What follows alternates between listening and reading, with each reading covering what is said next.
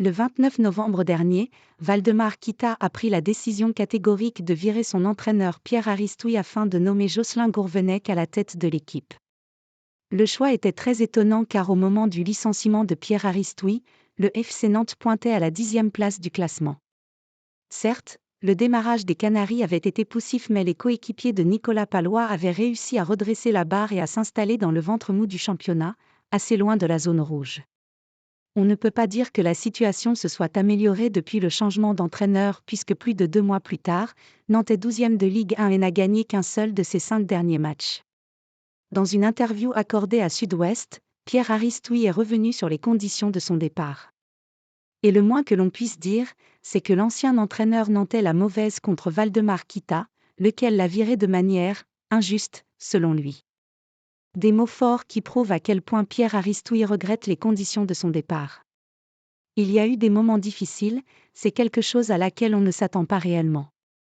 Il n'y avait pas d'urgence à prendre une telle décision. Quand c'est brutal, c'est toujours difficile de s'en remettre. Le mois de décembre a été compliqué mais il faut avancer. Aujourd'hui, je suis toujours salarié mais sans aucune activité au sein du club. C'est provisoire et va s'ensuivre une séparation définitive. Avec, je l'espère, une mise en accord sur les quelques points qui nous sépareraient, a livré Pierre Aristouy dans les colonnes du journal avant de poursuivre au sujet de Waldemar Kita et de son licenciement. Un licenciement injuste, selon Pierre Aristouy. Je ne vais pas rentrer dans les détails, mais quand on est en novembre, qu'on est 10e et qu'on est viré, je considère que c'est une injustice. Après, chacun pensera ce qu'il veut. Moi, je pense que c'était très prématuré. Je regarde ce qu'il se passe dans les autres clubs. Pour ne parler que de Patrick Vieira ou de Régis Lebris, ils ont bénéficié de la confiance de leurs dirigeants.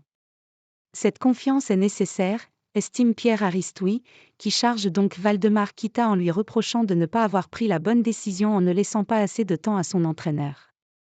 Un reproche régulièrement fait aux propriétaires du FC Nantes depuis de longues années maintenant.